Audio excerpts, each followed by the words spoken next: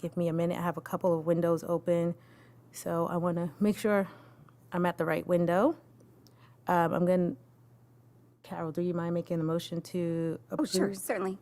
Is amended too, so the next. Okay, this is Carol. I move we amend and approve the agenda for the June 8th, 2020 board meeting, including the updated personnel report. This is GR. I'll second. All those in favor? Aye. Aye. Supposed to. This is Shannon, aye. This is Paula, aye. Can the folks that are speaking that are in the room, can you speak up just a tad bit? Timothy, how about now? Can you hear me? Yes, sounds better. This is Shannon. It would also be helpful for the board members who are virtual to, if those that are in the room would identify yourselves when you speak, because the only person that we can see virtually is Dr. Lewis. Oh, great. That's good to know. Thank you. Thank you. Thank you. This is Melissa Johnson. I do not have any questions at this time, so I will move on To the report of the president. I think most of what I would report is going to happen today anyway, but I met individually and collectively with Dr. Lewis and Kelly Jones, Vice President, with POW CWA, and we had some conversations about next steps for them, asked some questions, got some questions answered, and as we move forward to some next steps, I know you'll hear from some of their board organizers and the chairs a little bit later. And I know I'm going to let Dr. Lewis kind of elaborate on some next steps that we've done thus far and what we'll do moving forward. Last week, a letter went out. Dr. Lewis sent a letter out due to recent events. And I just wanted to publicly, not just on social media, but publicly express my support for that letter. I thought it was well written, and it considerate and aligned with our equity work that we're already doing. And if anyone has any questions for me, please feel free to contact me via email. You have my information. And I think that is about it for me as far as reports go. So I will move on to I'm looking at it. Report of the Superintendent of Schools, Dr. Lewis. Thank you, Board President Johnson. Good evening, everyone. I also want to thank our paraeducators and other advocates who plan to comment tonight. I really appreciate the tremendous amount of support that I've been seeing for our paraprofessionals, and I appreciate the support that is provided to our teachers, our students, our school families by our paraeducators. They are a huge and important part of Team LPS. And when I first arrived here, I would meet paraeducators and speak to groups of paraeducators, and they would share their concerns with me. One in particular, which really stood out, was this whole idea of technology and just having the simple tool to simply check your email. The district worked to ensure that all paras did have access to devices. Our HR department and the entire staff, mainly Samri and Dave, have been working closely with PAL to begin addressing other concerns that we were hearing and that were valid, including improving paraprofessional development and ensuring our schools are providing the professional respect that paraeducators so rightfully deserve. A handful of our paraeducators are involved in HR's Grow Your Own program, and it's an initiative that many of our paraeducators are completing their education and certification to become teachers. And this is a success story that we want to continue to expand as well. You know, one of the themes in our strategic plan is indeed effective employees. And year one objectives calls for us to create positive and supportive work environments for all of our employees. and to attract high-quality candidates for all employee groups. And some of the action steps that we have been focused on this year include support and success and well-being of every employee, develop and support professional learning communities, support the training and success of all classified groups, update the classified evaluation tool to reflect duties of positions, update for certified staff, the Charlotte Danielson evaluation materials and professional learning, revise and implement fall and spring climate surveys and staff stay and exit interviews. If you recall, those stay interviews were something new that HR implemented.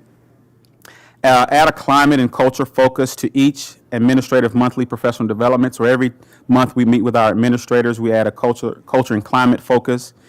Implement a site-based monthly recognition program for all employee groups. I think that was more or less sporadic throughout the district where some schools had recognition programs. We wanted to ensure that all schools have some type of site-based monthly recognition program. And then finally, provide an overview of health and wellness resources to all staff members. The district wants to make sure that all employees feel valued and appreciated, and that includes all of our classified staff families, our paraeducators, food service, custodial, and maintenance, technology, clerical, secretarial employees, in addition to our administrators, teachers, and other certified staff. The district's meet and confer process, which we do recognize could also be improved, include representation from all various classified staff families in the district. Through meet and confer, classified staff provide input about salary and benefit decisions. I echoed Board President Johnson, and I appreciate the board's strong commitment to providing full compensation and benefits to paraeducators from mid-March to the end of the school year during the time our buildings were closed due to the pandemic. Prior to my arrival last year, the district used data collected during a classified market study to implement a new classified salary schedule. The board in 2017 allocated nearly $1.3 million to bring classified positions within 1 to 3% of the market at that time. I do believe it is time to update that market study. Lawrence Public Schools is a people organization. Our most valued assets are our teachers. Our district is committed to fair and equal treatment of all staff. While no vote on the paraeducator and instructional staff union is scheduled tonight, I have been visiting with board officers about scheduling a work session in the near future so we can discuss this very important topic. The district is committed to continuing to listen to the needs and concerns of paraeducators as we strive to support the success of all of our classified and certified employees. I do have several other things that I want to address tonight. As Melissa indicated, after the death of George Floyd at the hands of law enforcement, I did share a message to all school staff and families, and I would just like to read a part of that statement tonight.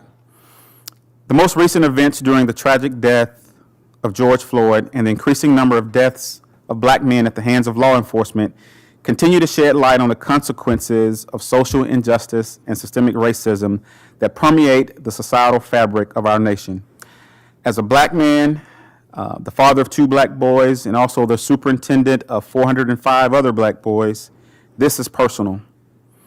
Walking alongside some of our scholars during the recent downtown Lawrence protest march and seeing the hurt, the concern, the uncertainty on their faces, it really saddened me. They deserve better. I'm reminded that we still have much work to do in creating more inclusive environments for our scholars, our families, staff, community, our nation, and our world. As a school system, we must ensure that we are doing our part to continue to foster empathy and kindness. Our schools must be diverse spaces where our scholars can learn acceptance and belonging. Our district's racial equity journey, many of you know, began nearly 15 years ago with the book study of Courageous Conversations About Race. And we do expect all of our staff to participate in the training Beyond Diversity. While Lawrence Public Schools has made a tremendous amount of progress, we know that there is much more work to be done.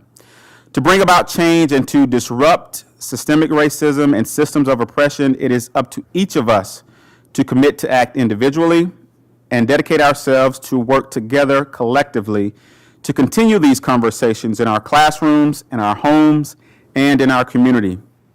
I've often said this, Lawrence can lead the way. We can lead the way if each of us commits to examine personal bias, speak out against social injustices, and stand up and learn from others who do not look like us.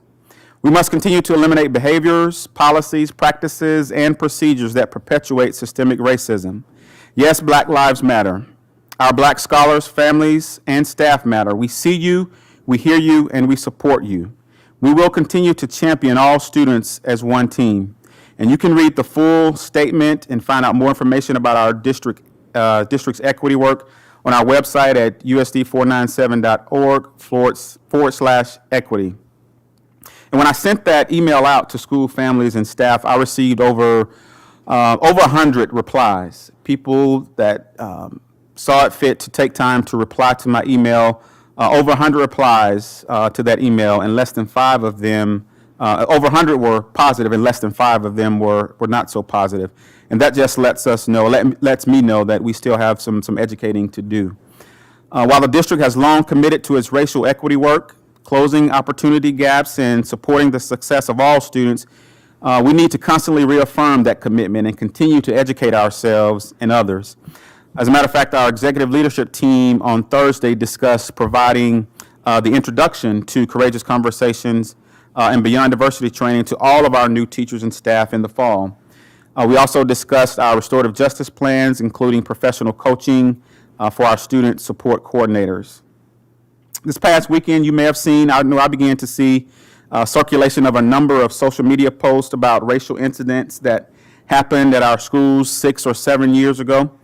Obviously, I was not a part of the district or the community then, so I cannot speak to what did or did not happen. But what I can speak on is how I'm here now, and how I'm focused on what we are doing right now to ensure that all students feel safe, they feel welcome, they feel respected in school, in all of our learning environments and ensuring that they are free from harassment and discrimination.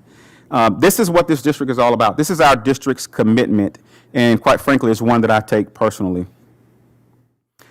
We shared with our staff and families on Friday information about COVID 2020-2021 Fall Planning Task Force. Next week, we will begin to survey all of our families to gather their input about the needs, their preferences, getting an idea of what concerns that families have related to the start of school in the fall. And we're encouraging all of our families, all of our parents to complete a survey for each building in which you have a child enrolled. What this will do is allow our task force to take this feedback and consider this feedback as we begin to plan for school in the fall. Just also to make sure that we are meeting our families' needs and our learning goals. And of course, we will make sure we are following the public health and safety guidelines. And so I appreciate the more than 200 administrators and teachers that are serving on working groups as part of this fall planning task force. I also want to thank the world famous now, Hannah Hurst, the Deerfield art teacher, Darcy Krause, our elementary director, and Dr. Michael Kuntz, currently still under contract at Deerfield Elementary. Those 3 individuals are representing Lawrence Public Schools and serving on the State Department of Education's task force for reopening schools. And the state has told us that they will give us guidance by July 10th. One of the suggestions we heard from parents throughout the continuous learning plan survey was a preference for teachers to use a single online learning platform. So during the emergency building closures, we allowed our teachers to use the platforms with which they were most familiar with and most comfortable with. We will be working with our teachers this coming year to provide professional development in order to support transition to one elementary and one secondary online learning platform by the start of the school year. I want to share that so our parents know that we are listening to your feedback. So please take any surveys that we send. We do look at those results and respond to them. I want to give a huge shout out to our negotiations team. They have reached a tentative agreement. I want to thank our board members that served on that committee, district and school administrators, and our teachers who also served on the negotiation team this year. I do understand that this is the earliest that we've had a tentative agreement in recent memory. So kudos to the entire team. That just goes to show you what great work we can do together. Our summer food service program continues at 9 locations, including Hillcrest, Kennedy, Pinckney, Prairie Park, Billy Mills, and the following community parks and recreation centers: East Lawrence Center, Holcomb Park, and South Park. We invite all children to continue to enjoy those free grab-and-go meals this summer, including picking up enough meals for the weekends on Fridays at all of those sites. We have opened up our high school athletic fields to the community. We want to continue to encourage all public health and safety guidelines are followed, including appropriate physical distancing when using our outdoor athletic facilities. One of our equity partners, the Midwest and Equity Plains Equity Assistance Center, will host a virtual World Cafe about meeting the needs of all students during COVID-19, a conversation about supporting students and families in underserved communities. And this will be on June the 22nd from 1:30 to 3 p.m. The MAP Center also continues to host free virtual parent roundtables this month.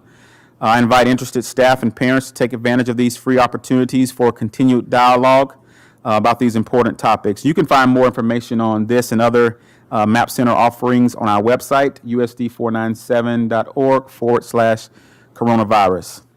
And then finally, congratulations to Free State High School student athlete Tatum Clopton. Tatum was named the Gatorade Kansas Softball Player of the Year. This program recognizes the nation's most elite high school athletes for not only their academic excellence, not only their athletic excellence, rather, but also for the high standards of academic achievement and exemplary character. And we are super Firebird proud of Tatum. That's all I have. Thank you, Dr. Lewis. We will move on to Patron Commentary, and I will go ahead and read audience participation and then read the policy comments more after that. So the USD 497 Board of Education welcomes patron comments and thanks you for taking the time to talk to us about our policies and procedures. We set aside this time during our regular meetings to hear from the public. This is your time to share opinions. However, complaints about specific staff or students will be heard by the board in executive session in order to protect the privacy of the individuals to be discussed.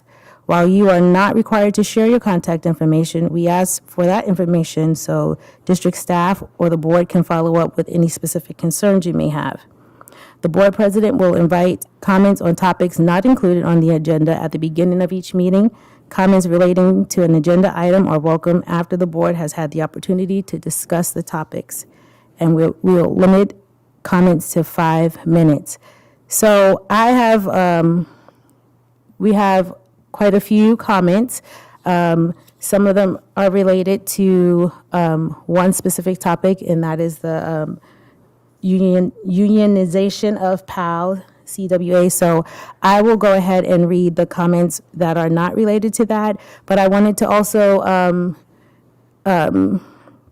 comment that we had a discussion with the chair of PAL, Hannah, and we asked, because of the numerous comments that we had per board policy, to have spokespeople represented as it relates to the different topics. 'Cause I know it's similar in some content, but then there are some differences. So I understand that there are a few people that will speak on behalf of a group of people. And I just wanted to make sure I read that board policy to be transparent. The board president may impose a limit on the amount of time a visitor may have to address the board and the total time devoted to public comment at any given meeting.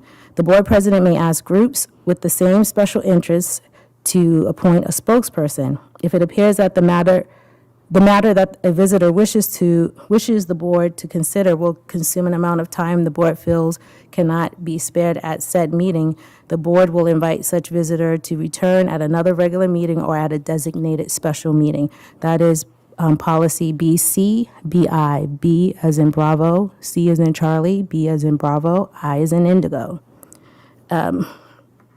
So I wanted to go ahead and read the patron commentary from that is not related. We had a comment from Christy Knox. This topic was student mental health.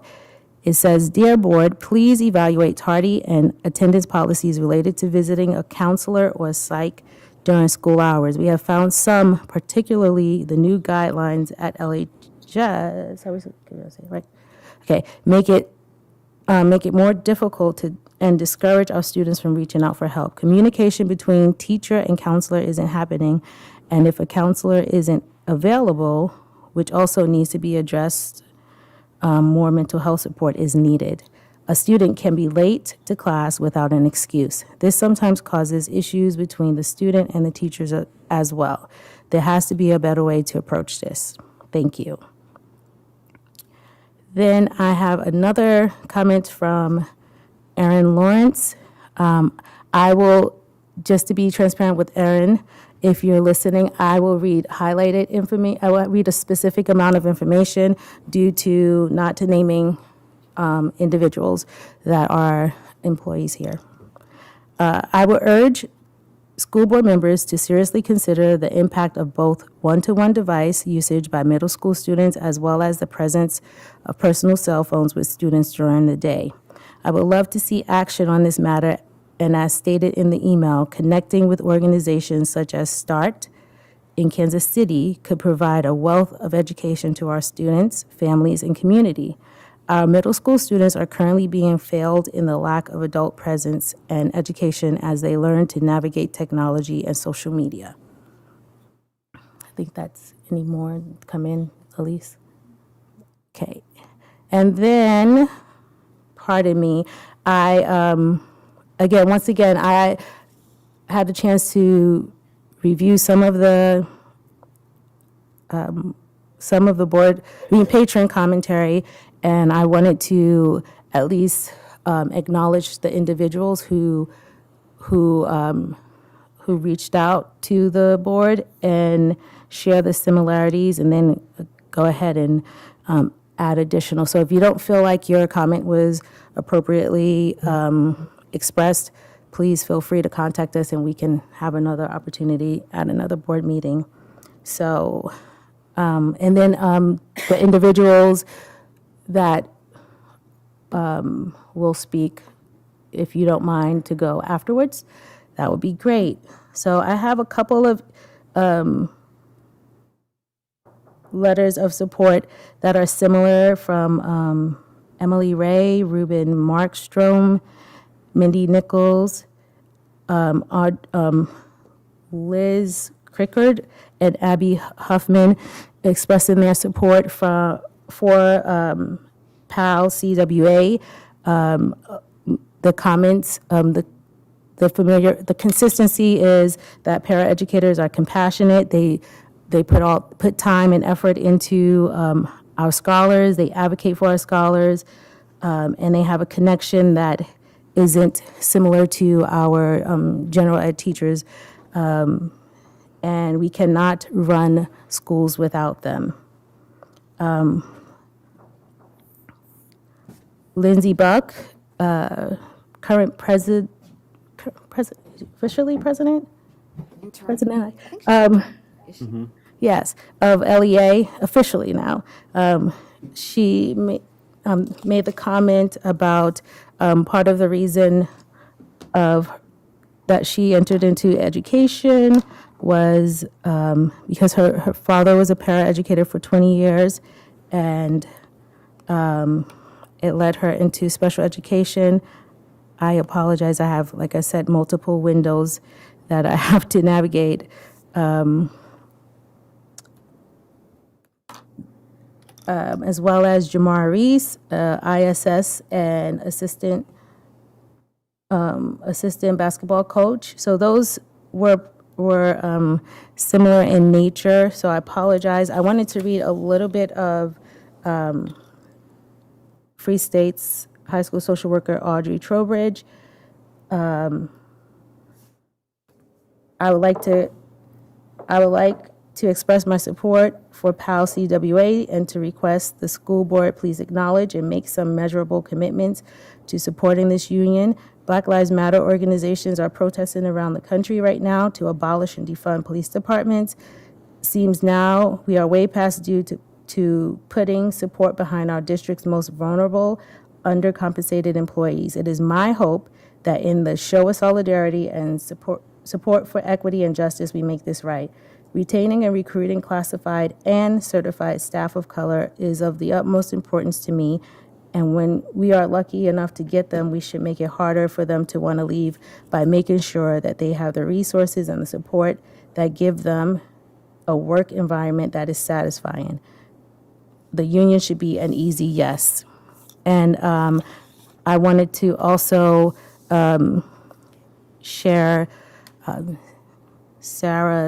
Sally, I can't find it, sentiments as well. She's a paraeducator, and in addition to the common focus of support,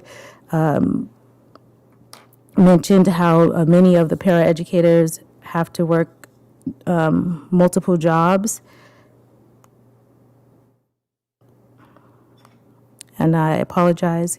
Give me a few minutes. For some reason, when I scrolled through again with that on that one, it did not show up.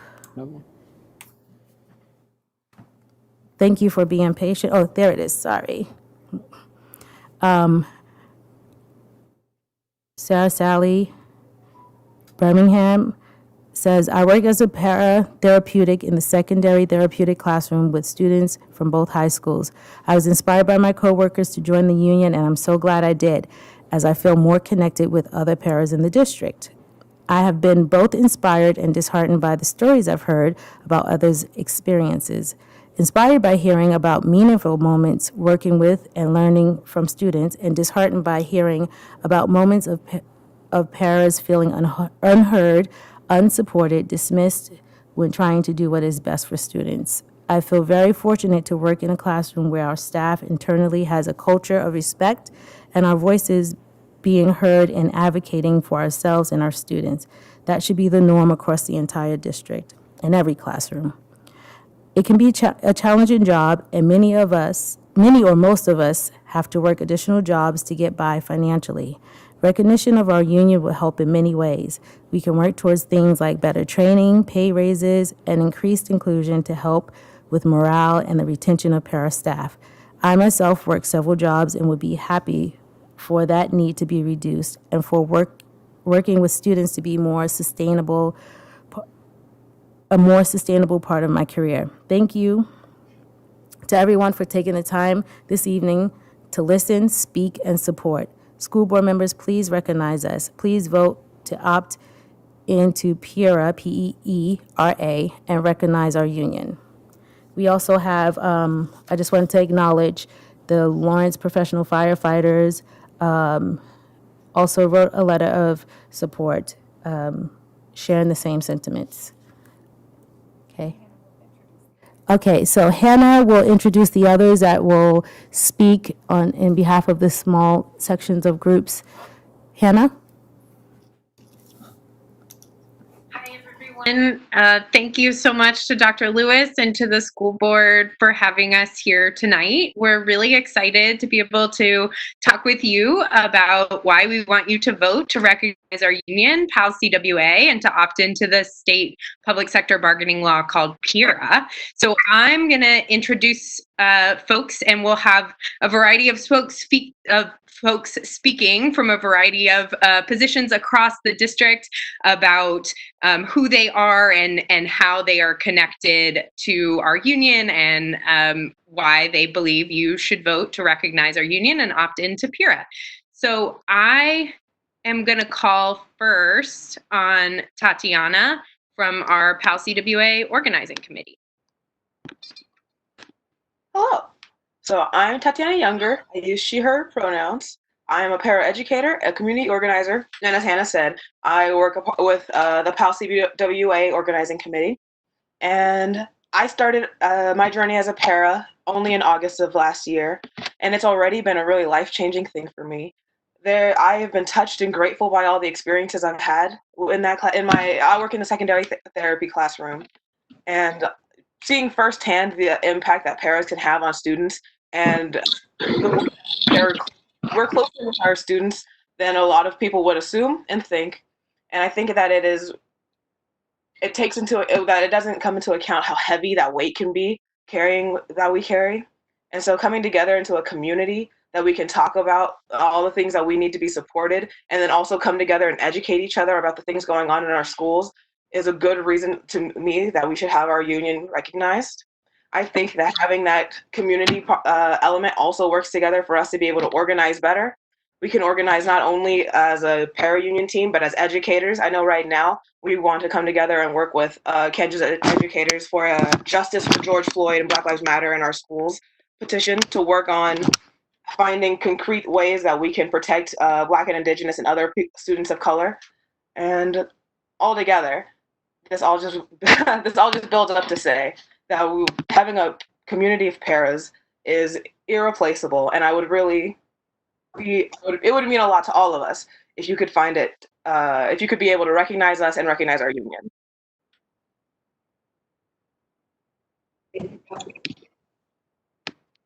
Thanks, Tatiana. I'm going to call next on Neil Kennedy, and I'll let folks introduce themselves and their sort of who they are in the world. Thanks, Hannah, and thanks for the school board for having community members here to speak on behalf of PAL. I'm a GTA and a graduate teaching assistant and a PhD candidate in American Studies at KU. And I also serve as president of our local union, which is organized under the American Federation of Teachers, and we're local number 6403. And more importantly, I'm also the daughter of a former para and a lifelong Kansan. And I was actually in high school at Topeka High when Brownback came to power, and I saw firsthand what defunding education does to my fellow students. And then also I see it on the other side of the classroom now as a teacher and educator. And so all that life experience and all of what I care about of the community kind of comes together and coalesces here with supporting the para union, because they're really the ones on the ground making the difference in our students' lives. And also, if we're about equity, if we're about justice, then we're about supporting the people who are there in the classroom, supporting our students with various disabilities. And so if we are about racial justice, if we are about gender equality, if we are about, breaking down class barriers, then we're about supporting our paras and supporting those in the classroom who are making the differences on the ground. And when we support our educators and we support our educators' working conditions by making sure that they don't have to work 2 other spare jobs to make ends meet, like my mom did when she was a para, raising 2 children as a single mom, then we're supporting our students' learning conditions and we're making our community as a whole stronger. And so as a Lawrence resident and a Lawrence voter, I 100% am behind the para unions, and we should be recognizing them and supporting them. And also I had some members reach out to me who are a part of the special education department at KU, and they wanted to make sure that, again, supporting the union is about supporting our students with disabilities. And again, that means supporting our community. And they are, our SPED department at KU is one of the best in the country. And so they are also wanting to make sure that this is about changing things systemically. And it starts here, and it starts with recognizing the para union and opting into PIRA. And I guess, I heard that the school district's students is all students, one team. I think it's even more broad than that. I think it's like all Lawrence, one team. I think it starts right here. So again, thank you for inviting me to speak on behalf of the para union. Thank you, Neil. Next, we have Craig. Hello, I'm Craig Williams. I'm a homeowner in Lawrence, a lifelong resident of Lawrence. I'm a Lawrence High School graduate and a parent of 3 daughters, 2 of which have graduated from Lawrence High and 1 of which is attending Lawrence High. I'm a CWA member and the local CWA president. I love living in Lawrence because it's a community that supports its schools and supports a just and fair community, including gender equality, racial justice, and of course, workers' rights. I believe a strong labor movement helps our community thrive. As a CWA member and a CWA president, I know the value of having the ability to advocate collectively for working conditions. I also know the peace of mind that comes with a union contract.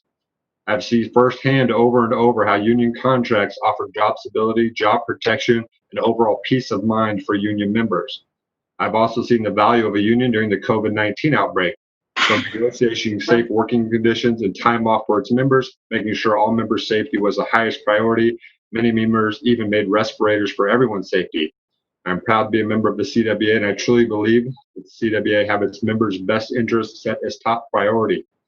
The paraeducators movement is so important to me personally because I have two daughters that went through the Lawrence school system. Both had IEPs and both used the paras daily. My oldest daughter, Sarah, was diagnosed with auditory processing disorder in grade school. This means Sarah had a very hard time processing what she reads or hears.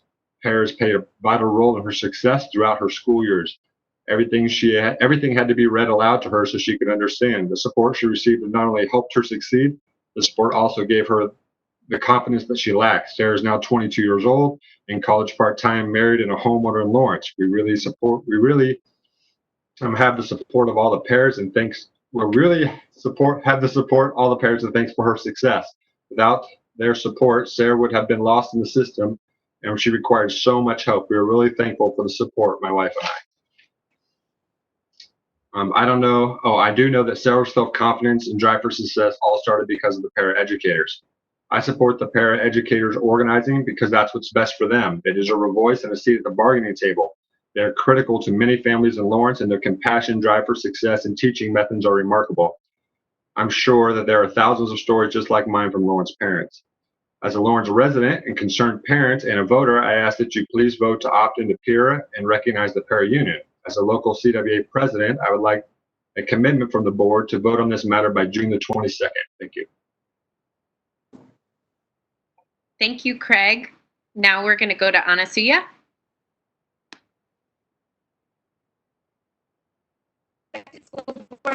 Members and good evening. My name is Anasuya Subramaniam, and I am a recent high school graduate from Lawrence High School. Go Lions!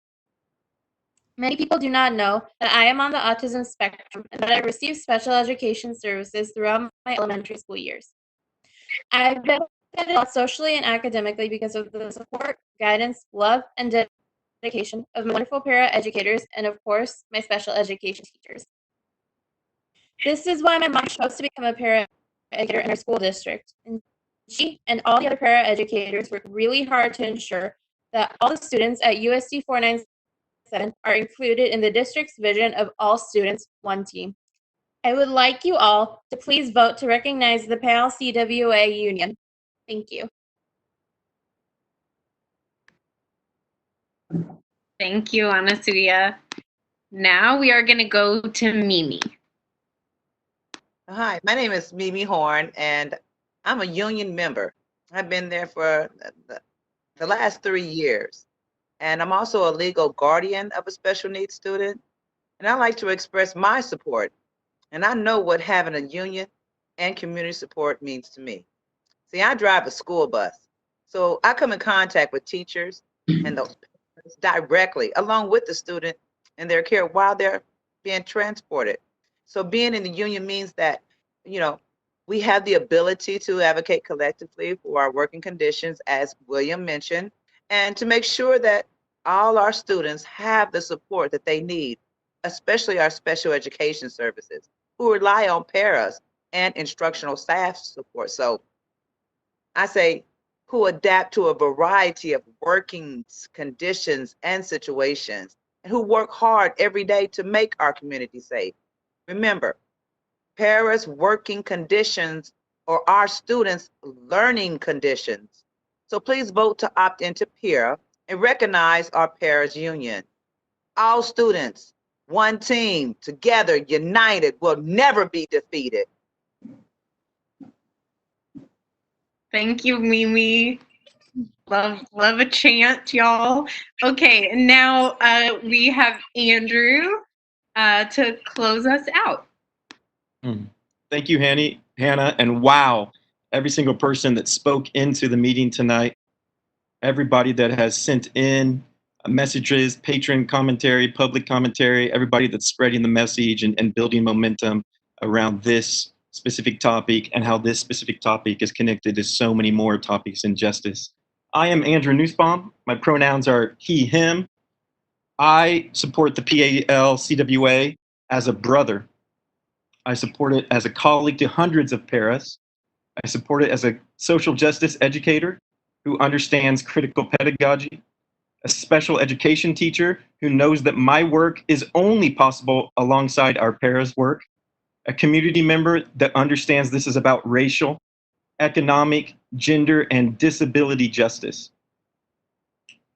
The voices you heard, as I even heard one of the public commentaries said, this can be an easy yes. All students, one team is only possible if we ensure that our team is led by the wisdom of paras that are most directly affected in our working conditions and supporting and affecting our students' learning conditions. Our 5-year strategic plan has 5 different themes: cohesive curriculum, student-centered learning, safe and supportive schools, effective employees, and data-informed decisions. Without a para union where paras can bargain and work towards a meaningful and living wage, where they can bargain for their working conditions, where they can partner in membership and partnership with the LEA, as I am an LEA union member, we are not working towards all students, one team. Our vision states, as a district, the school board, administration, teachers, and staff build positive relationships, seek multiple perspectives, set high expectations, and hold each other accountable for ensuring that through equitable access to rigorous, culturally relevant, and seamlessly aligned curriculum and effective research-based instruction, all students will achieve at high levels, graduate in time, and are well prepared for the future. Here I am as one of 2 secondary therapeutic special education teachers in this district, asking to hold myself and all of you on the board and all of our executive leadership team at the district to listen to the multiple perspectives that are being shared tonight and shared for years and will be shared for years going forward. I'm asking us to understand the positive relationships that paras build directly with students. I'm asking the board to recognize us, to vote to opt into para and recognize the union so it strengthens all of our community and especially the students that live here. Black Lives Matter. The para union needs to be able to exist so that we can engage in ensuring that the movement for Black lives and united community can actually come into fruition and exist here in Lawrence. Thank you. Thank you. Thank you again, school board members and Dr. Lewis, for having us here to speak tonight. We really appreciate it this time. We ask that you vote to recognize us and opt into PIRA. Thank you, Hannah. This time we'll move on to board commentary.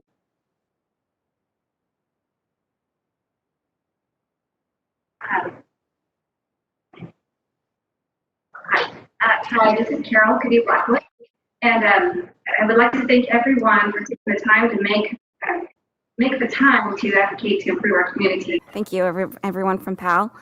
See, on May 27th, I attended the Kansas Association of School Board meeting with fellow board members Shannon Kimball and Paula Smith. May 29th, I had lunch on Friday. I had lunch with Dr. Lewis, a virtual lunch.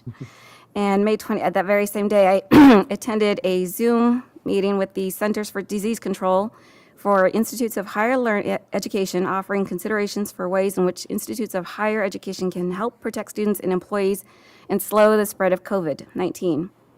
On June 5th, I attended the planning committee for the Global Alliance Education of Nations virtual summit to be held on June 19th. And on Saturday, June 6th, I attended the Region 3 Midwest and Plains Equity Assistances Center Virtual World Cafe. We had a robust conversation in our breakout room regarding how to support our youth, each other, and practice self-care as parents and caregivers. And I would like to thank Dr. Lewis for his message to the community earlier this week on June 2nd. He spoke about the district's commitment to work to end systemic racism. Discrimination based on race and ethnicity takes many forms. Sometimes it is covert, which is perhaps the most psychologically damaging. In 2018, the district has made an advance such as rededicating Billy Mills Middle School. It is the first public school in America to be renamed after a Native American. I am humbled and honored to be on this board and in this district that is committed to promoting policies at all levels that will combat racism and its effects in our civic and social institutions. The failure to act or become complicit to end systemic racism hurts those who are victimized and denies all of us the opportunity to benefit from the gifts of diversity. All students, one team. Thank you. Thank you, Carol. GR? This is GR. I'll be quick. So this last week I had an opportunity to do a couple things. One was to wrap up negotiations, first year on negotiations with Melissa and Kelly, and so that was a lot of fun. I learned a lot. It was a great experience. Some highs and lows, and I got to express in a lot of different meetings. I got to express my love language in many different ways, which is sarcasm for anyone who doesn't know. So that was great opportunities there. But it was good. It was fun, and I'm proud of the work that we were able to accomplish. Not just us, but just collaboratively as a collective group.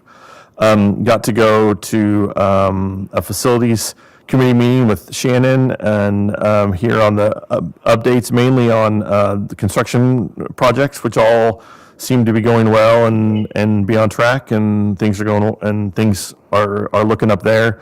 I'll comment on one thing that Dr. Lewis said that I was going to comment on. Last Friday, we opened up our athletic fields at the two high schools, and I'm going to make a comment on that. I know when we made the decision to close those fields, a lot of people were upset that we chose to close those fields, and we did it for some specific reasons. And I can appreciate that people may have not agreed with those reasons, and they may not have liked that we closed those fields, and felt like that part of their routine and part of what they wanted to do was to still access those fields.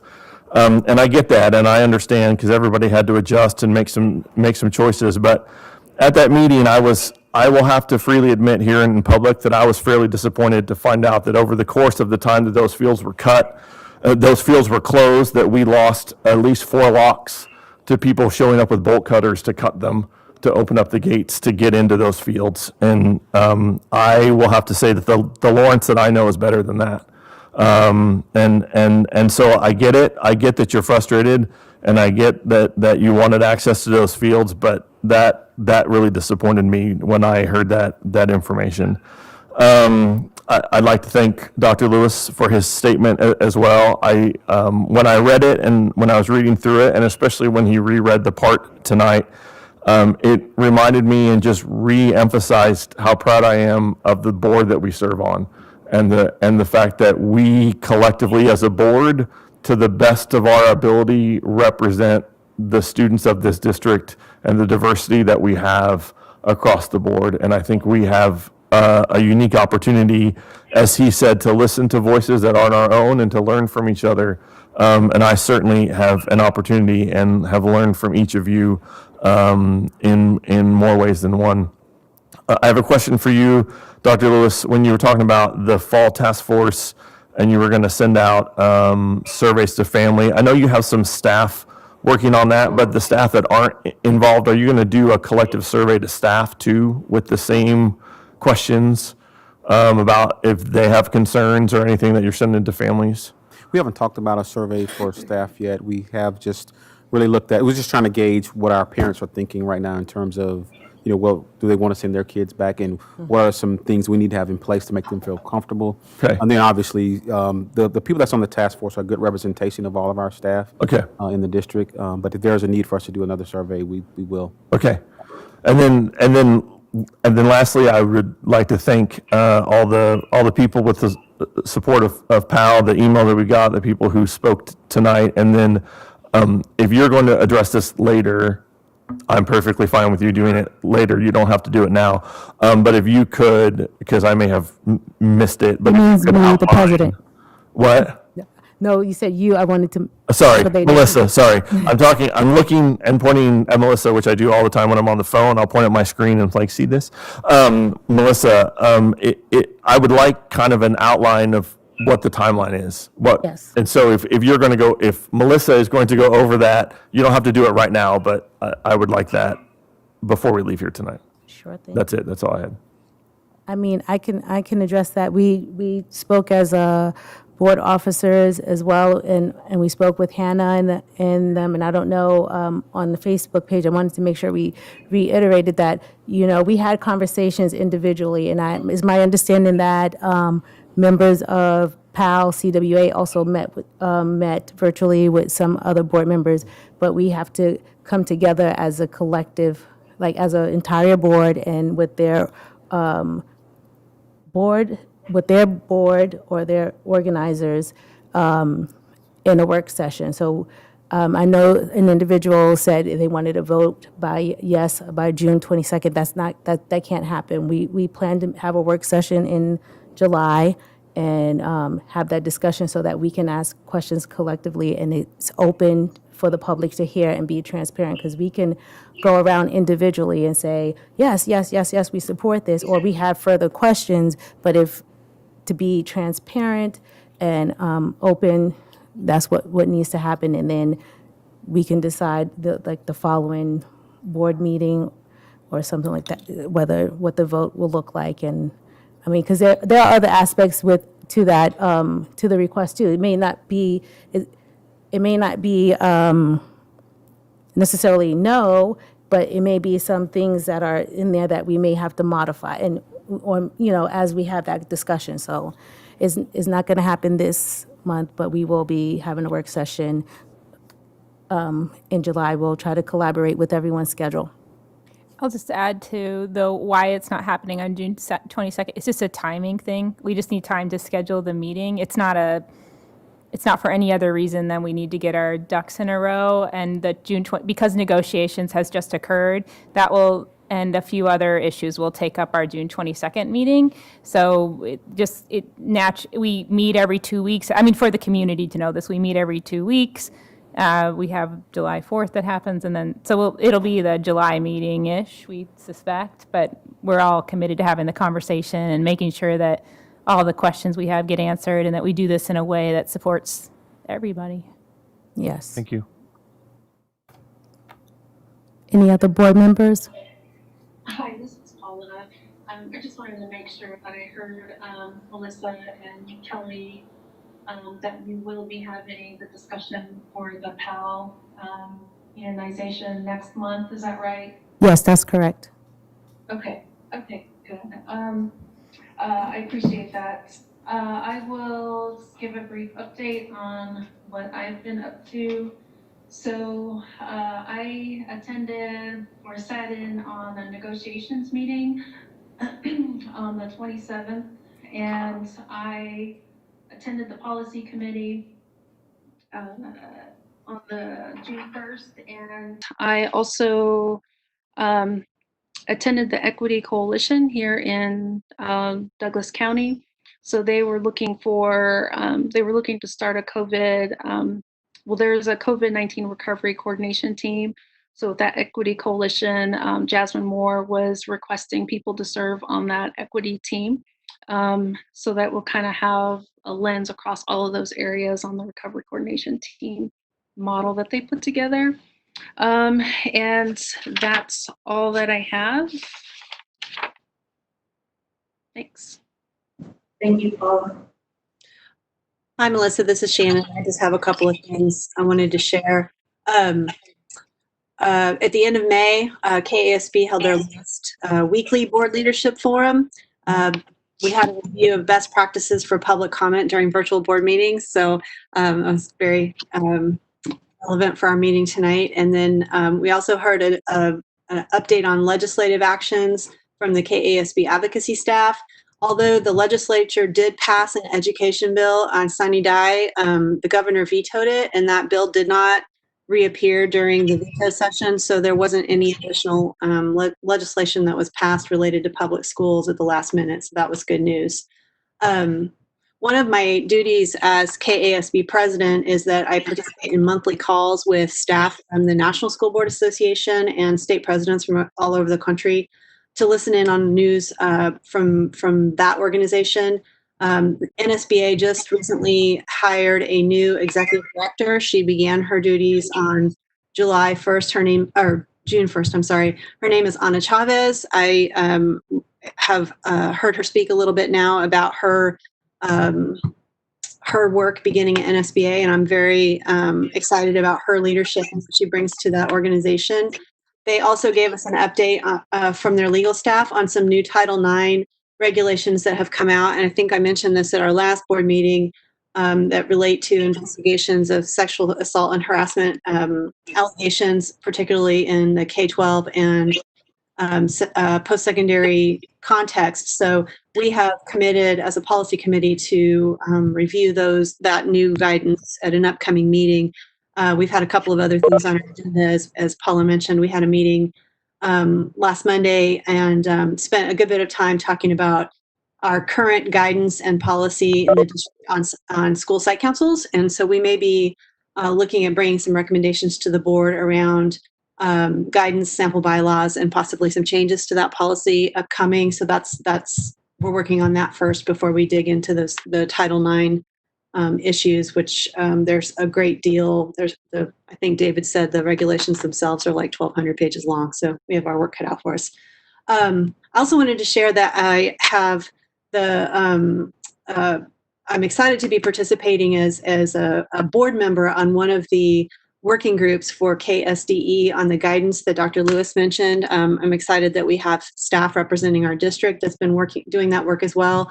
I'm on a subgroup for the grades 3 through 5 cohort, looking at best practices and models for instruction should we have another disruption in attendance this fall due to the pandemic. And as Dr. Lewis mentioned, that guidance is supposed to be coming to districts in its final form no later than July 10th. And then I attended the facilities committee that GR already covered. I'm really excited to hear that our construction projects are all on schedule right now. And I think that that we've done our best with trying to manage disruptions related to the pandemic, and on the construction side, that seems to be going well. So that's all I have. Thank you. This is Erica. This is Erica. I have a brief update. First, I'd like to thank Dr. Lewis for his powerful statement and commitment to equity. Your statement made me very proud to serve in this role. So thank you so much for that. And on the 27th, I met with the president of the National Black Council of the National School Board Association. We had a great conversation. It was more of an introduction on hopefully better things to come in the future. And then lastly, I am happy to announce that in partnership with Lawrence Public Schools, LMH has identified 4 executive intern scholars to work alongside our executive team and myself for the entire summer. And I had the opportunity to talk to them on the phone, but I met them in person this morning during their first day during orientation. So I'm very excited about the experience that they'll have. This year is going to be a little bit different from last year. It'll be in person and virtual, and we ensured all the protocols, making sure their safety is our first priority. So I'm excited to work with these young scholars. That's all I have. Can you tell us a little bit maybe about the scholars? Are they at both schools?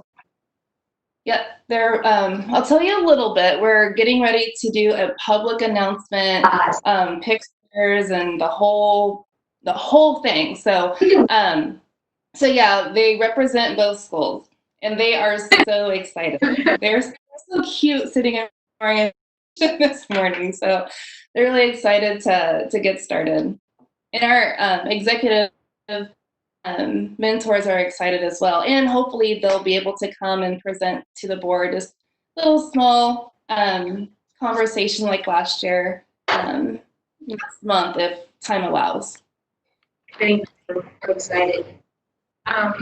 I just have a quick, I wanted to center my comments on Paraeducators, but Erica, your enthusiasm for the scholars is really awesome. It's nice to see it. I'm excited to meet them, and thanks for doing the work. I just want to acknowledge the phenomenal organizing that's been happening from the paraeducators and how effective they've been in getting their message out to the community, to other union members in the city, and just to say to them, congratulations. It's really, really fine work, and we look forward to working with you and hearing more about how we can better support paras in the district. And hopefully we can also start to talk about other classified staff as well, and begin to think through all the good things that we have to do for paras coming up that we also are obliged to do for other workers as well. And this is a really good step forward and a great model for us. So I'm excited to hear from you all.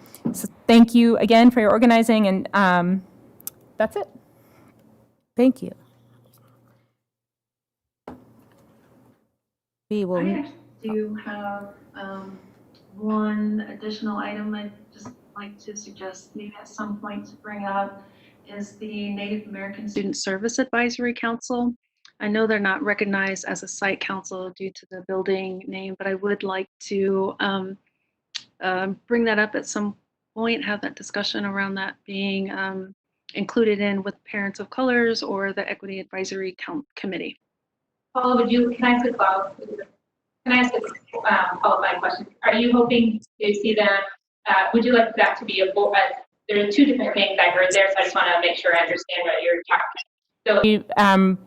So, seeing them as a board committee, or would you like to see them recognized in the same way that we recognize site councils, which is a little bit different in an advisory role? I mean, just in terms of how they... In an advisory role. Sorry, Kelly, I didn't mean to cut you off. No, in the board, it's similar to the way... Recognize Parents of Color and the Equity Council, correct? Yes. Okay. But Parents of Color consist of Black and brown parents. So I'm wondering, maybe I'm trying to see what the addition to that is, because we should ideally, the last I checked, we've had representation from all historically marginalized populations, with definitely with Parents of Color advisory. And it's a little different because the Native American Student Services Parent Committee, that's a federal trust and treaty obligation. So it's a whole different entity. So you're saying that's what I'm just... It's a federal committee. Designation? Yeah, designation. So NAS. Yeah. And It falls under the trust and treaty obligations. okay. Yeah, I was just trying to clarify for myself. So, Yeah. Okay. It's a whole history lesson there. Yeah. Because I think that would bring a really unique perspective when we are talking about education for our youth. So there's that history of Haskell New Nations being here and how that program was developed in our district almost 40 years ago. Thank you for that clarification.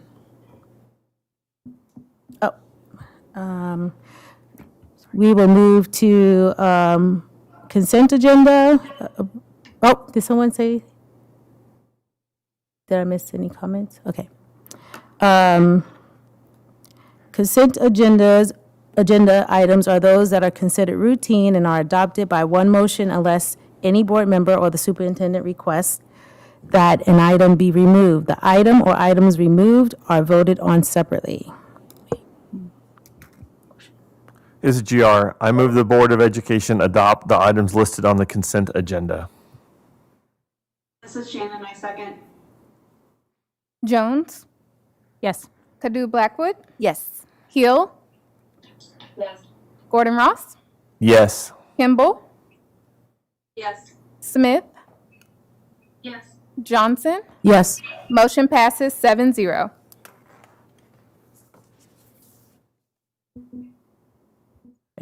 Retirements, you have retirements. Elise, I don't see the retirements in my email. Are they in there? Okay. Susan here is 6 years. Susan. Susan here is 6 years. Okay. Can you say the name? Harris. Oh, Susan Harris. So we wanted to take a moment. I want to apologize for my fumbling there. I was looking through my email to find the retirement. So we want to recognize tonight Susan Harris' service to the school district, 6 years that she's served here, and we congratulate you on your retirement. Thank you. It's a little different when you're back. Yes.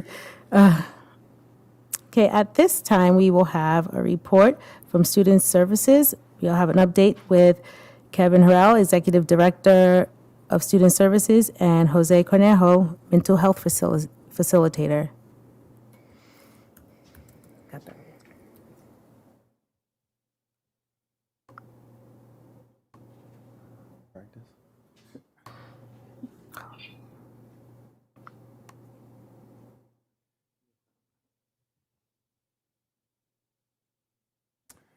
Good evening.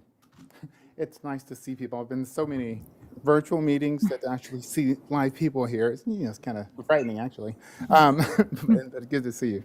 My name is Kevin Harrell. I'm Executive Director of Student Services and Special Education.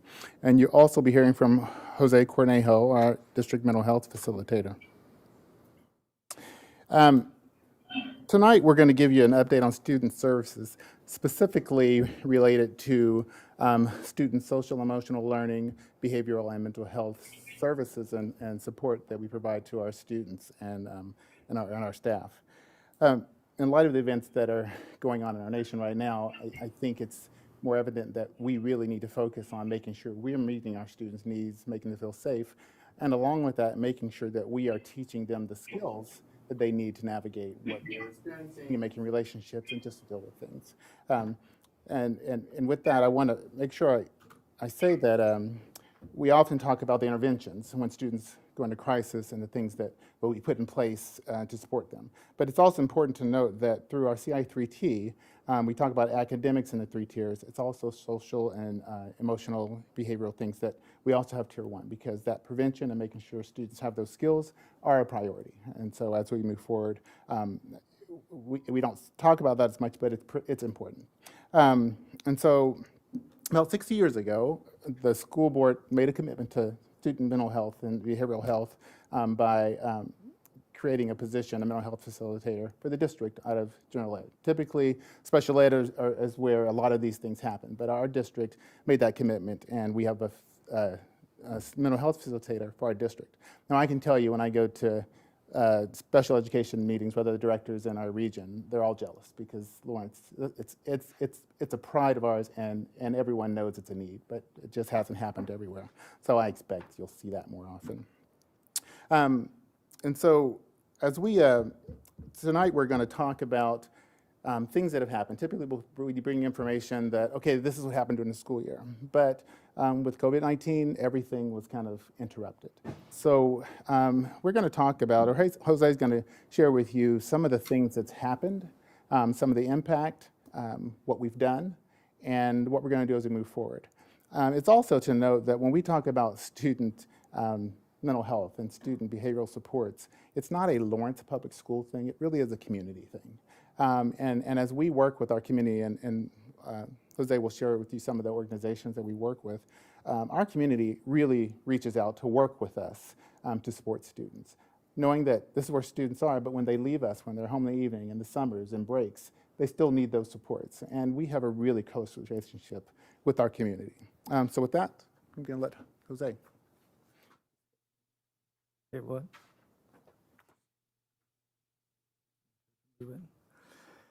Good evening. I'm Jose Cornejo, the District Mental Health Facilitator. It's an honor and privilege to be able to present to you tonight and also speak with you about some of the things we're doing through student services to support our students. I'm honored to be in this position, to be quite honest with you.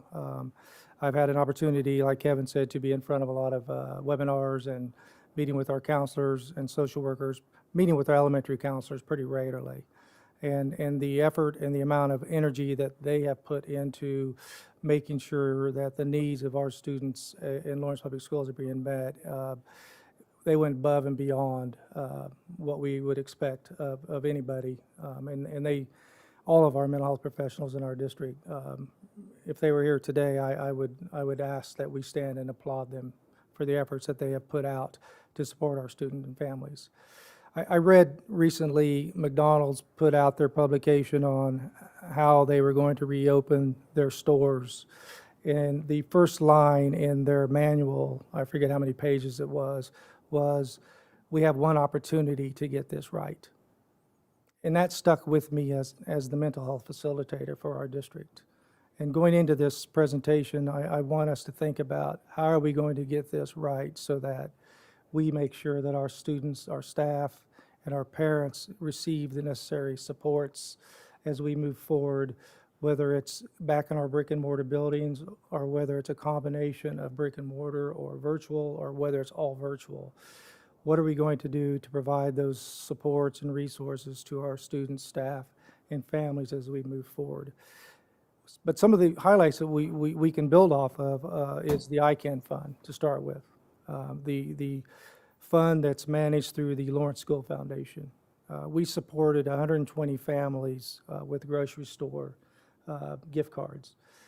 We probably could have supported more, but the funding was shifted to support the agencies that were providing the meals, the various restaurants in our community.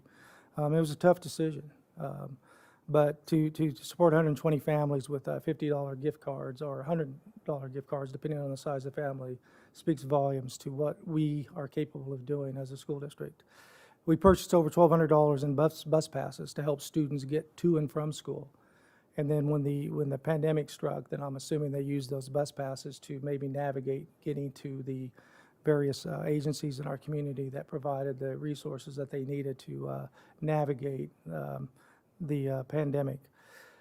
And we provided over $8,500 in mattresses and emergency placement for families. And the emergency placement was basically paying for hotels. So in various circumstances where families needed that emergency placement, we provided that opportunity to allow them to have a safe place to spend nights or weeks. But then also buying mattresses for our students so that they had a place to, something comfortable to sleep on every night so that they could come to school daily ready to learn and engage in the academics. And at the beginning of the pandemic, our district social workers and counselors worked vigorously to make sure that we had a resource list available to all of our families and staff in the district. And they worked hard keeping it up to date. And as information changed, they made sure that live document stayed current with the changes going on in our community. Our counselors regularly joined classroom Zoom meetings to engage with students, whether that was facilitating a social skill lesson or just being there to be present so that students could see their face and see their counselor that they were used to seeing on a daily basis in our buildings. And our building mental health team stayed engaged with teachers to offer support for students, families, and teachers in navigating the change in the way learning was delivered, but also just to make sure that students stayed in front of our social workers and counselors so that they continue to build on that relationship and provide the support necessary. Our counselors shared social emotional choice boards with their schools for various grade levels. So they made sure that the choice boards were age appropriate so that students had an opportunity with their families or with the adults in their homes to continue to work on acts of kindness and gratitude and respect. And then our RAP specialists, the program that we partner with Bird Nash, they continue to provide support to students in the buildings that they are assigned to. Students that were on their list, but then students that were added to their list as teachers would reach out to them and say, I'm concerned about so-and-so, could you reach out to them? So they continue to provide that support. And they also continue to provide support for teachers, a sounding board for teachers to help them navigate their day-to-day emotions that we all went through. And then we through various funding sources that I'm not aware of, but we have added a summer counseling support program So we have a counselor in place to provide a couple hours a day of support for students and families, so that if a student needs somebody to talk to, that number's there for them to reach out to and either just talk about how things are going, or if they need help reaching or accessing something in our community, that counselor is there to provide that guidance. And then the district has added 15 days to my contract so that I can come in July and work with Kevin to start planning, preparing, and providing some support on what some of those supports might look like as we move into August, and also give me an opportunity to collaborate with our community agencies and what that support might look like that we'll need from them as we move into our next school year. Again, one of the things we're doing that came to a screeching halt was we are working with Bird Nash and Tasman on a school mental health initiative. We're supposed to go to Wichita tomorrow to work on this mental health initiative, but that's been rescheduled for June of 2021. So we'll continue to work with Taz and Bird Nash on establishing what that might look like and fine-tuning and building our mental health support systems within our schools. But currently we're working with DECA in the Mid-American Mental Health Technical Center Network. And that through that work, we've done an assessment, a district assessment on mental health supports in the district. And come August, we'll have buildings do the same assessment. But through that information, we'll have an opportunity to measure the things that we are doing well. We know we have good teams in our district, so that may not be the support that we need from the technical center. But it also gives us an opportunity to do resource mapping or to look at our tiered support system and what areas that we need to refine and build and strengthen within our school district. And so we're through DECA and the center network, we're looking at that program and how we can improve our mental health supports. And then some of the data that we looked at recently, we saw a 25% decrease in student suicide interventions this last year from August to March, compared that to August to March of last year. And we attribute that to our student service and mental health professionals being present in our buildings. And Rachel developed a video where mental health professionals had an opportunity to talk. And I believe you guys saw that video. And that was showed to school, the students in school.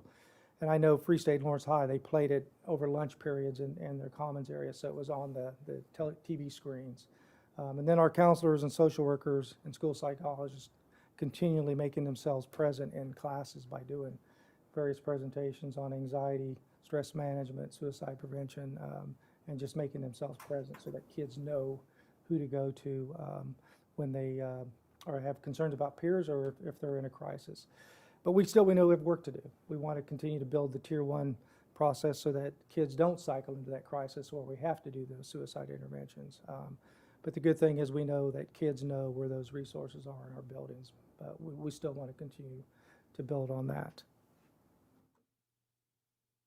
Some of the challenges that we faced when the pandemic hit was concerns with our social workers and counselors was how do we maintain confidentiality when we meet with students through the various social or the platforms. It was a big concern, and we had to figure out a way to navigate that. And one of the things we looked at was for the social workers, we looked at the NASW for guidance on how do we navigate that. And one of the things that was recommended was you find another time to meet with that student if that's possible. And you provide the support that you can provide in that moment for that particular student that you're working with.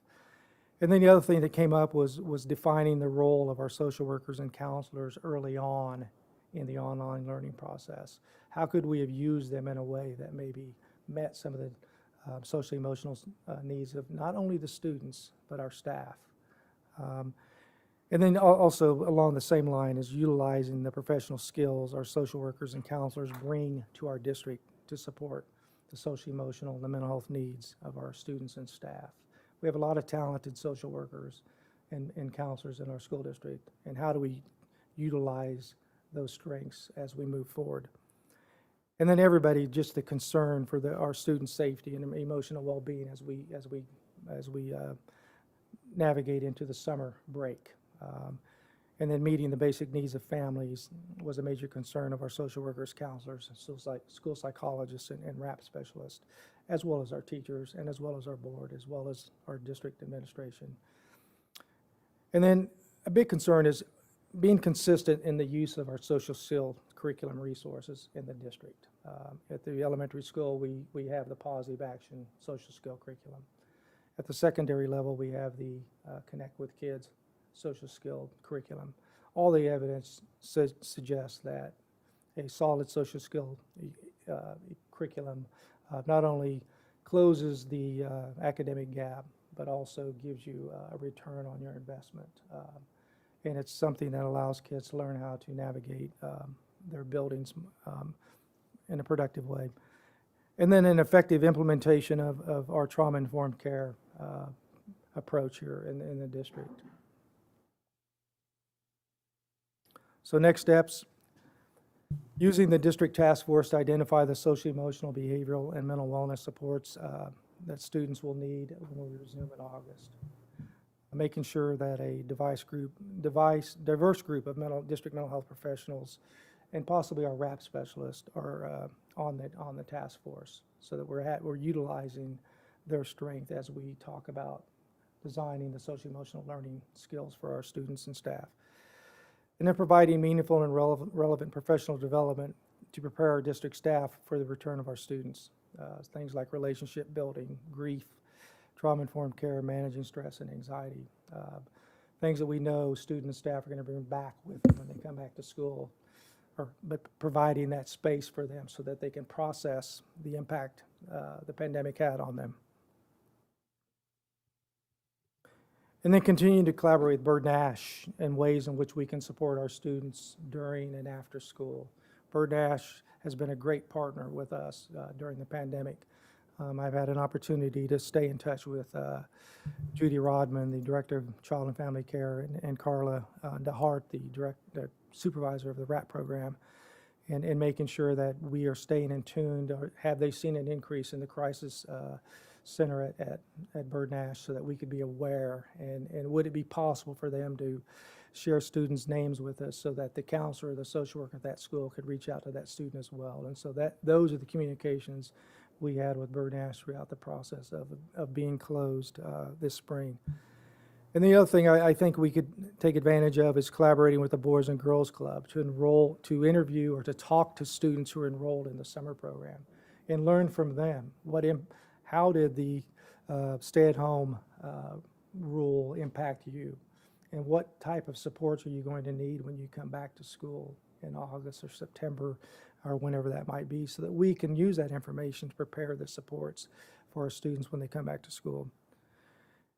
And then our student support facilitator at the middle school will work with district student service teams and district behavior consultants, so making sure that collaboration is going on, so that we're making sure that we identify the appropriate interventions for our students.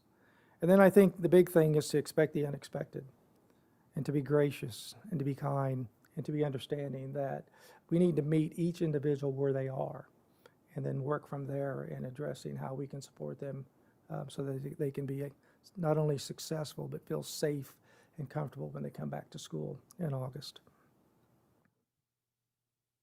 Questions? Can I go? Oh, yeah, go Okay. I have a couple questions, but I'll just start with this. First of all, I would like to say, as a board member and as a social worker, I'm really pleased to hear the expanding relationship between Burt and Nash. And for my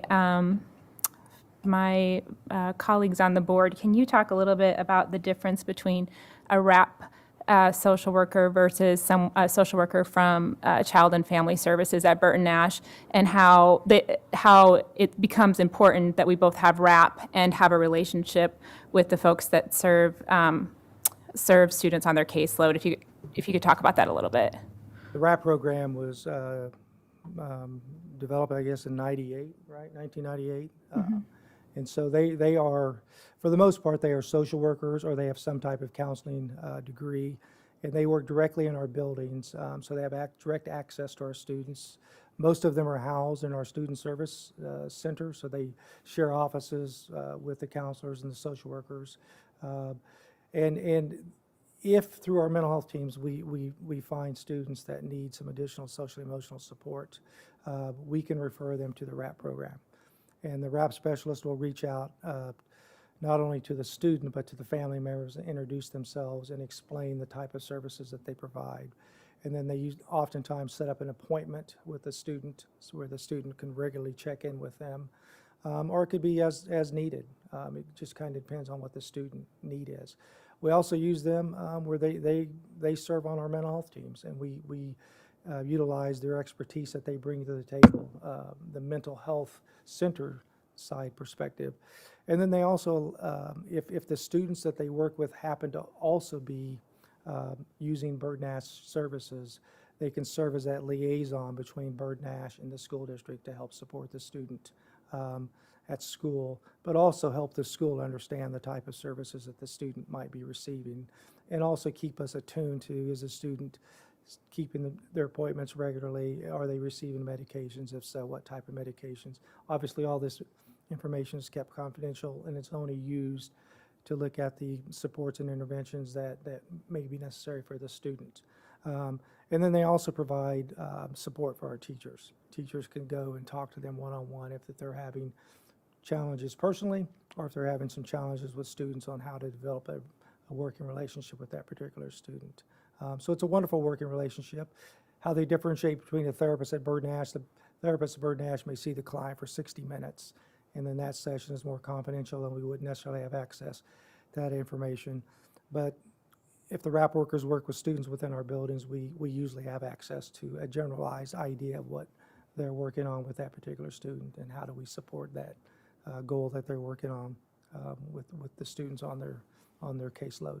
So one of the ways that the programming could expand and not beyond the therapist is with the caseworker, right? So that could be like I'm bummed to hear you guys are not meeting. I really wish you were on your way to Wichita, honestly. I was really excited about that. It looked really great. So, and a year from now feels so long, but this is going to be a crazy year. So, that's okay.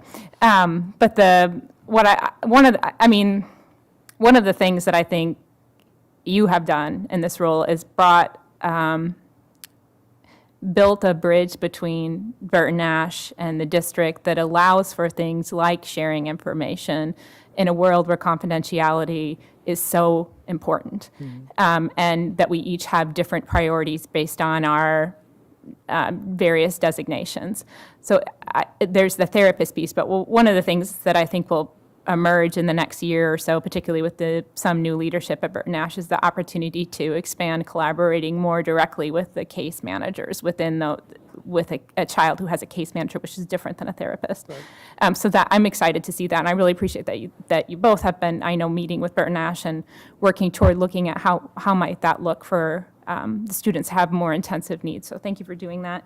And then I have this other question about the staff. So if a staff member has a personal issue that they want to bring to a social worker or a mental health professional, we have clinical psych folks as well. How do they know? How do you protect the confidentiality there? How is that service? How do you provide that service to staff? I guess I hadn't really, I knew you did it in a crisis situation, but what does that look like on a day-to-day, and has that been communicated to staff? Well, we normally will refer them to our district Okay. EAP program. Okay. But we let them know that if it's just one of those small things that, Okay. hey, I'm having a really difficult time with this student, can I sound off? Okay. Then yes, but if it gets a little deeper into personal, family-related stuff, we'll recommend that they Okay. seek assistance. Okay, I thought I was hearing about something I didn't know about, and I was like, wow, that's amazing. That's a lot of a huge workload. So, okay, thank you so much.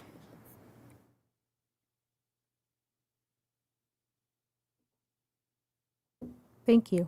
Wait, well, actually, nobody else has a question. I do want to know if people want to donate to ICANN Fund, they just go directly to the Lawrence Schools Foundation, and can you designate that specifically? Because I would like to tell people about that. I believe you can. Okay. I believe you can. Okay, so, If anything, you can reach out to Dina Johnston. Okay, I'll ask her. She'll be able to help you navigate how to donate to the ICANN fund. okay, I would like to do that. All right, thank you. I would just like to say thank you because, you know, I know I'm a social worker up here, so I'm just so excited to, but yeah, I'm so excited to see that this work that you guys are doing is so important because there's never been a greater time for I'm preaching to the choir, but there's never been such, you know, greater time for mental health support. So thank you. And I have a daughter, I had two daughters, one just graduated from Lawrence High School, but I'm familiar with the videos that you spoke of the suicide prevention. And, you know, it's really, I went to Lawrence High School and I wish we could have had something like that, you know, just to destigmatize mental health. So thank you. Thank you. Thank you. Appreciate your support. Did I forget any board members that are tuning in virtually? Or everyone's good to go? Yes, thank you. Thank you again.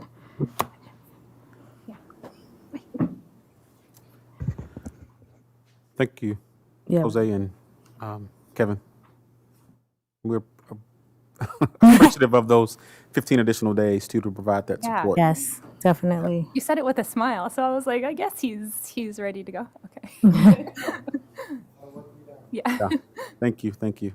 And I do want to add Lucinda Crenshaw and Lori Greenfield are also on that state committee that Shannon mentioned. So just sent me an email. So thank you for watching the board meeting as well. But that just goes to show you that they want to learn from Lawrence. They want the experts from Lawrence as a part of the team. So thank you all for working on that team.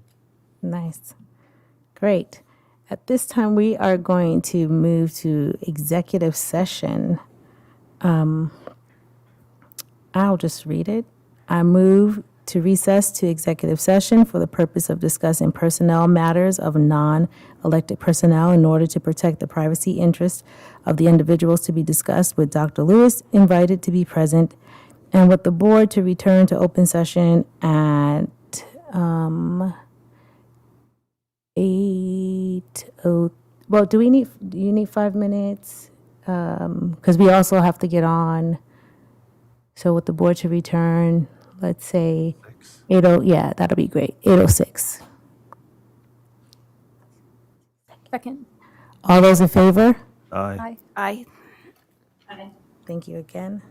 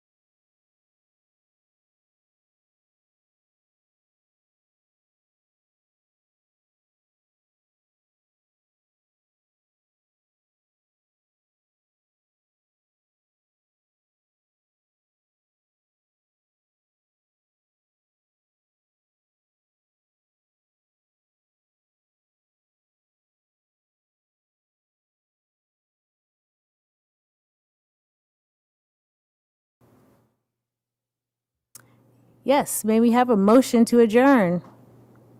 This is GR, motion Do I to have to adjourn. say no action followed? Okay. GR, motion to adjourn. Second. All those in favor? Aye. Aye. Shannon,